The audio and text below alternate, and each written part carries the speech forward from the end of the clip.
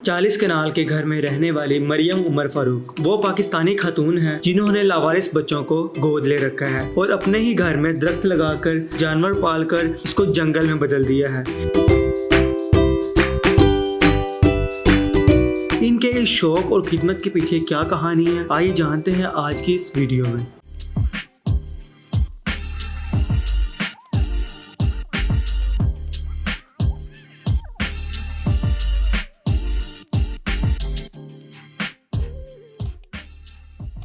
अस्सलाम वालेकुम नाज़रीन, डिजिटल लाइन्स के साथ मैं हूं आपका मेज़बान अरसलान आरिफ। नाज़रीन, इस वक्त मैं 140 कनाल के जो फार्म हाउस में मौजूद हूं और यहां की जो ओनर है वो मरियम उमर फारूक है जिन्होंने 5 बच्चियों को अडॉप्ट किया है। अगर इस फार्म हाउस की बात कीजिए, इस फार्म हाउस में हर किस्म की फैसिलिटी मौजूद है, ख्वाह वो पूल हो, ख्वाह वो पेट हो, ख्वाह वो चिड़ियाघर हो, ख्वाह वो कोई भी चीज़ हो, हर एक चीज़ इस घर में मौजूद है। चलते हैं मरियम की तरफ, करते हैं उससे बातचीत, जानते हैं कि वो अपना लाइफ स्टाइल कैसे गुजारी है बच्चियों के साथ।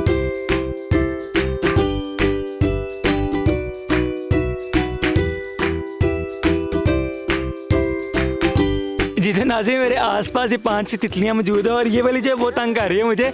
बगैर वक्त जाकर इनकी मदद से बात करते हैं, इससे पहले कि ये भाग जाए यहाँ से। अस्सलाम वालेकुम मैम, कैसी हैं आप? वालेकुम जी, कैसे हैं आप? मैं ठीक ठाक, अल्लाह का शुक्र। आप बताएं कैसी हैं? बिल्कुल ठीक ठाक।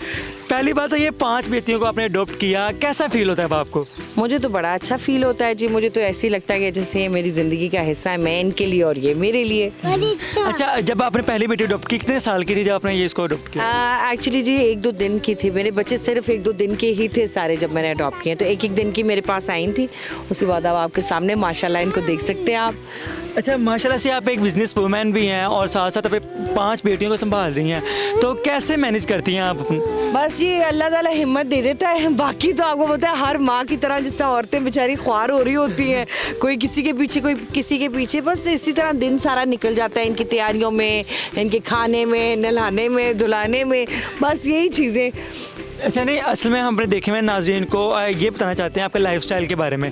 तो सुबह का आगाज़ आपका कैसे होता है, कैसे आप पूरे दिन की रूटीन है? सर मैं उठती हूँ फजर पे, मैं आपको सच्ची बात बताऊँ तो फजर की नमाज़ पढ़ के उसके बाद इंशाल्लाह खैर से मैं वॉक करती हूँ। उसके बाद फिर मैं अपनी आगे रूटीन में, जैसा बच्चे 6 बजे तक उठ जाते हैं तो इनका खाना पीना, नहलाना धुलाना, सारी चीज़ें रेडी करना, ये सारी चीज़ें होती हैं जैसा आम तौर पर घरों में होता है, बच्चों को स्कूल के लिए रेडी करना, वो सारी चीज़ें। ठीक है। अच्छा, उसके बाद मुझे ये बताएं कि आगे 5 बेटियां माशाल्लाह से स्कूल जाना शुरू कर दिया इन्होंने? जी स्कूल जाती हैं बच्ची। कितनी बच्चियां, 5 या 4? 4 जाती हैं जी। एक शौकिया वैसे चली जाती है थोड़ी देर के अच्छा, वैसे ही जाती है गप्पे शप्पे लगाने? वो कहती है कि जी बाकी जा रहे हैं तो मैंने भी जाना है, तो इससे उसको कभी कभार मैं भेज देती हूँ। 5 बेटियां, 5 अलग अलग, जैसे पता है हर एक की इंसान की अपनी नेचर होती है, तो 5 की डिमांड्स भी अलग अलग होगी, तो कैसे मतलब ये सब मुझे समझ नहीं लग रही। पढ़ ले हैं जैसे हम सब पढ़े हैं, हम बहन भाइयों के साथ, ये वो डिमांड सारी बच्चों की वही होती है, लेकिन मेरे यहाँ ये बहुत ज़्यादा कॉन्सेप्ट पे काम किया जाता है कि बच्चों की अपनाइयत पे,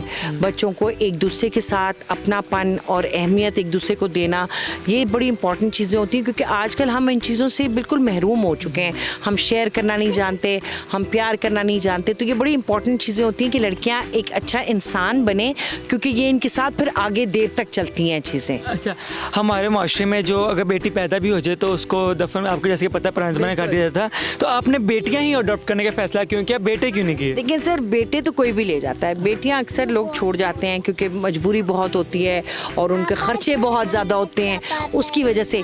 तो मैंने भी अपने घर में ये बातें हमेशा सुनी थी, हाय बेटी होगी, हाय बेटी होगी। अच्छा, लोग ज़्यादा फैसिनेट नहीं होते कि जी बेटियां मैंने ली हैं, लेकिन ये बात है कि देखें कहीं ना कहीं तो आपको कदम बढ़ाना है और आपको एज बीइंग अ पाकिस्तानी जो मैं कर सकती थी मैंने वो किया। मैं ये नहीं कहती कि सारे ही ये काम करें, लेकिन जो एज अ पाकिस्तानी अपने दिल से कोई भी एफर्ट करना चाहते हैं वो ज़रूर करनी चाहिए, क्योंकि ये हम सबका फ़र्ज़ है कि हम अपने मुल्क के लिए और अपने लोगों के लिए कुछ ना कुछ करें। अच्छा, बाज़ का जिसके घर एक बेटा एक बेटी या 2-3 बच्चे हो जाते हैं तो मदर की हालत देखने वाली होती है, बाल यहाँ जा रहे हैं, दुपट्टा कहाँ जा रहा है। माशाल्लाह से आपने अपने आप को भी इतना फिट और इतना खूबसूरत रखा हुआ है। बच्चियाँ माशा 5 ड्रेसेस एक जैसे पहने हैं, एक से बढ़ के एक माशाल्लाह खूबसूरती है बच्चियों में।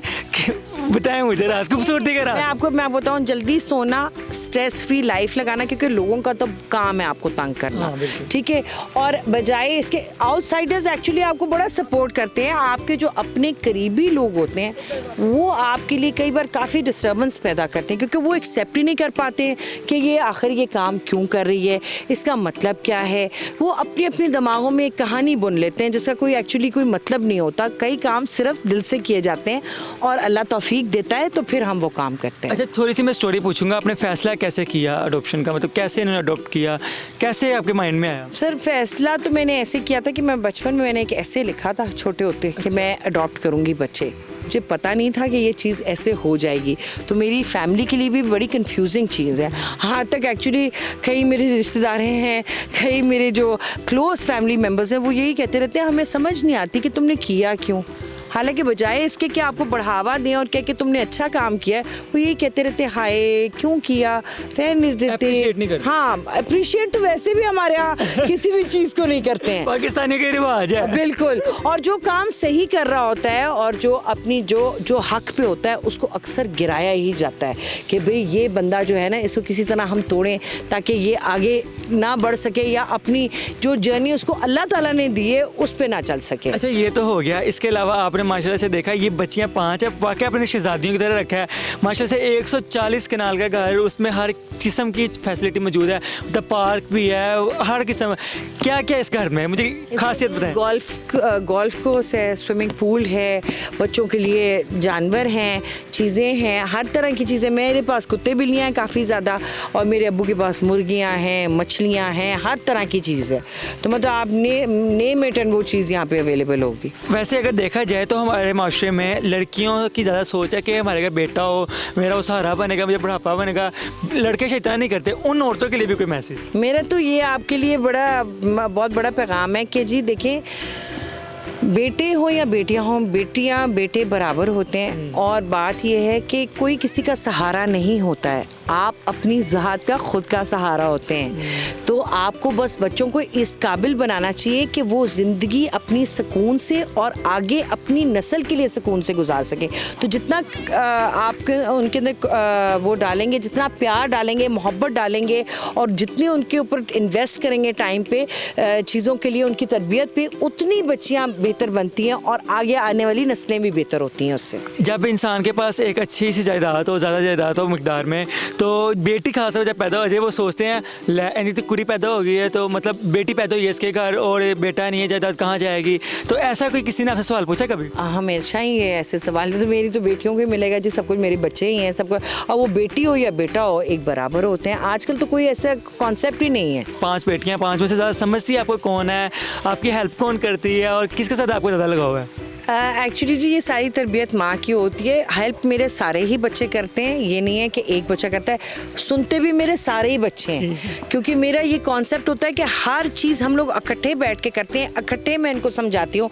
और कभी कभार ये होता है कि डांट भी इकट्ठे ही पड़ती है, ये नहीं कि सिर्फ अकेले अकेले एक बच्चे को पड़ेगी।